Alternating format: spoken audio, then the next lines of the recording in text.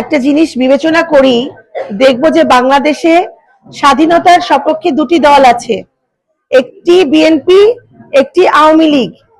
আপনারা দেখবেন যে এই দুটি দলই কিন্তু পর্যায়ক্রমে আসে, একবার আওয়ামী লীগ একবার বিএনপি, একবার আওয়ামী লীগ একবার বিএনপি, এভাবেই কিন্তু একটা পর্যায়ক্রমে এই ধারাবাহিকতায় কিন্তু আমাদের রাজনৈতিক যেই পালাবদল হয়ে থাকে। তো এবার যেহেতু আওয়ামী লীগ অংশগ্রহণ করছে না বা নৌকা মার্কা থাকবে না নির্বাচনে, সেহেতু আপনারা আপনাদের মূল্যবান ভোটগুলো এবার ধানের শীষে দিবেন। এবং ধানের শীষ কি নৌকা বড় কথা না, সবচেয়ে বড় কথা তিনি আপনাদের এলাকার সন্তান, আপনাদের এলাকার ছেলে, বেশি দূরে না, এই যে মাঝিগাতি গ্রাম, আপনারা কিন্তু আপনাদের যে কোনো প্রয়োজনে, যে কোনো সুবিধা অসুবিধা, এই যে আমাদের যে ভাই আছে, ভাই তো আছেই, ভাবি আছে, তাছাড়া আপনারা একটু দূরে এই যে মাঝিগাতি গ্রামে আপনারা গেলেই কিন্তু তার কাছে যেতে পারবেন, আমার কাছে আসতে পারবেন। প্রয়োজনে আপনারা আমার ফোন নাম্বার রেখে দিবেন, আপনাদের যদি কোনো সমস্যা হয় আপনারা নিজে আমার সাথে যোগাযোগ করবেন। আমরা কিন্তু অন্যদের মতো নেতা নই, আমরা নিজেদেরকে নেতা বলি না, আমরা বলি আমরা আপনাদের মানুষের মতো সাধারণ একজন মানুষ। আমরা মানুষের পাশে থাকতে চাই, মানুষের সাহায্য সহযোগিতা যতটুকু আমাদের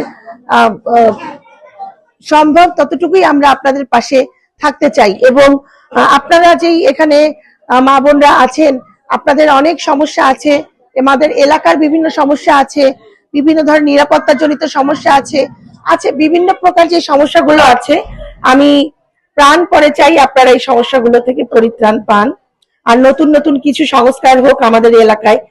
আর এখানে তো অনেক বড় বড় নেতা ছিল, কিন্তু আমি দীর্ঘ কয়েক মাস এখানে ঘুরে ঘুরে দেখছি যে তেমন কোনো উন্নয়ন হয়নি, এই একটা রাস্তা ছাড়া। ভেতরে যেমন মুকসুদপুরে আমি যখন যাই তখন এখানকার রাস্তাঘাটের করুণ বেহাল অবস্থা দেখি, যে সেখান দিয়ে সাধারণভাবে একটা অটো চলাই কঠিন হয়ে যায়। তো এটা হচ্ছে আমরা যত দ্রুত সম্ভব আপনাদের ভোটে যদি জননেতা সেলিমুজ্জামান সেলিম জয়যুক্ত হন, তিনি যদি সংসদে যান, আপনাদের এই সমস্যাগুলো যে যে সমস্যা আছে আমরা সমাধান করার চেষ্টা করব। আর তাছাড়া আমি একজন পেশায় বিশ্ববিদ্যালয়ের শিক্ষক, আমি হচ্ছে সবসময় আমার একদম লেখাপড়া যখন শেষ করেছি তখন থেকে আমি বিভিন্ন প্রকার সমাজসেবামূলক কাজ করেছি, বিশেষ করে আমার মা বোনদের জন্য আমি বিভিন্ন রকম কাজ করেছি, বিভিন্ন সময় বিভিন্ন অর্গানাইজেশনে, বিভিন্ন সংস্থায়। তো আমার একটা প্রধান কাজ হচ্ছে মা বোনদের নিয়ে কাজ করা। তো আমি চাই যে আমাদের মা বোনদের সার্বিক যে উন্নয়ন হোক। আমাদের জাতীয়তাবাদী দল বিএনপি যদি ক্ষমতায় আসে, সরকার গঠন করেন, তাহলে আমরা এই যে আপনাদের মা বোনদের জন্য একটা ফ্যামিলি কার্ডের ব্যবস্থা করব।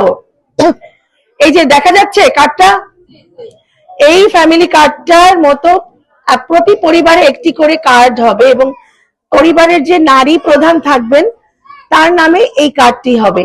এই কার্ড থেকে আপনারা নির্দিষ্ট একটা পরিমাণ টাকা প্রতি মাসে পাবেন, যেই টাকাটা আপনারা মা বোনরা